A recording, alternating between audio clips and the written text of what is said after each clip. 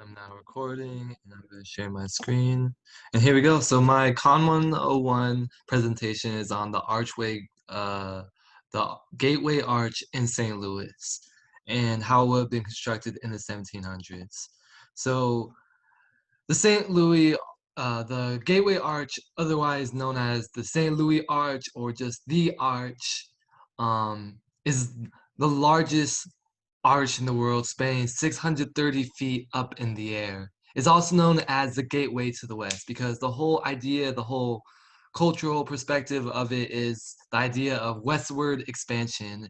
And a lot of the westward expansion began in the Midwest and specifically in St. Louis, and people moved out towards California and Oregon and Washington, Colorado, Arizona, Utah. All those places started in the Midwest and a lot of them in St. Louis. And it's even so it was a part of a monument to Thomas Jefferson because Thomas Jefferson purchased the Louisiana Purchase from France in 1803, which included a lot of the Midwest, including Louisiana. That's part of the South, but Louisiana and Missouri and other places. And this is where Lewis and Clark embarked on their famous journey out west, was in St. Louis.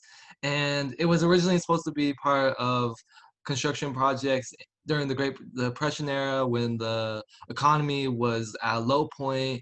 But because of a lot of issues with funding and permitting, it didn't actually take place until 1963, and it was completed in 1965. So the construction of the arch, being the tallest arch ever constructed, there was going to be some construction ingenuity, as in the false work, the through the centering. It had to be unique. The cranes, they use cranes and they use these steel derricks to keep these there's 142 prefabricated stainless steel sections that are stacked on top of each other, and they use these derricks to keep them together. And the two primary elements, materials used was there was a steel, and then there was in between the steel there was an inner and there was an outer steel, and inside there was concrete. And then, so if it was constructed in the 1700s, it would have been constructed a lot differently, as in they the primary materials used, the concrete and the steel, weren't used as often in the 1700s, and really not at all.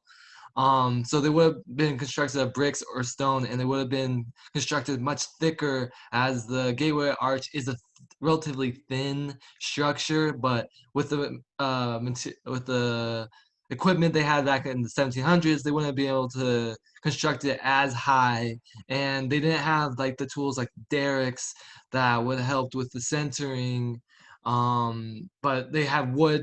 They had wooden centering tools, and then a lot of the transportation of material, as it does actually lie on the western bank of the Mississippi River.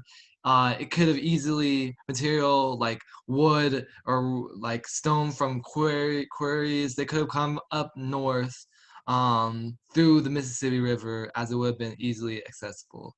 And that's my presentation, and thank you.